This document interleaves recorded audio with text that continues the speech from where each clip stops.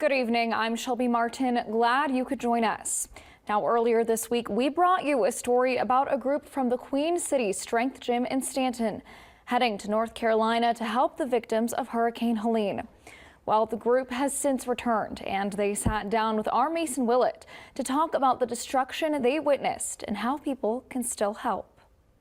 It's heartbreaking that this is happening, but it's also really reviving my faith in humanity, because when things like this happen, Americans pull together to help the people that need them. After several days in Spruce Pine, North Carolina, coordinator of the mission, Paige Hearn, and the rest of her group of 12 has returned to Virginia to tell the community about the disaster Hurricane Helene has left behind. That community alone, there are well over 100 people gone. There's nothing left. There's not a single trailer.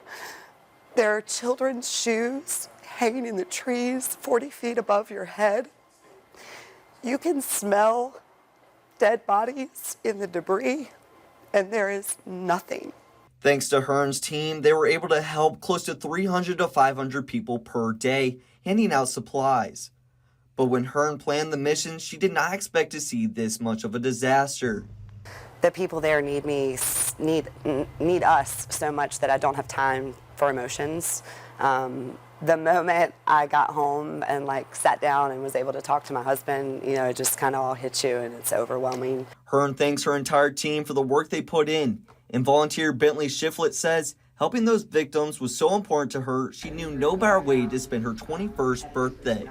21 is a big birthday, and Paige was doing big things. She went down to help people, and that's what I love doing. So I was like, I will spend my birthday there if that's what needs to happen to make sure these people are okay. After returning from the mission and getting cell service back, Hearn was left shocked once she checked her phone to see an outpour of support from the community. And I wasn't able to communicate with people for 5 days. So I came back to all of this, but in addition to that, it's past hundreds, well over 1,000 messages, either text messages, voicemails, or Facebook messages of people that want to get involved in one way or another. Now, Hearn plans to make the trip back down weekly as long as the area needs support, and is planning to head out first thing Monday morning.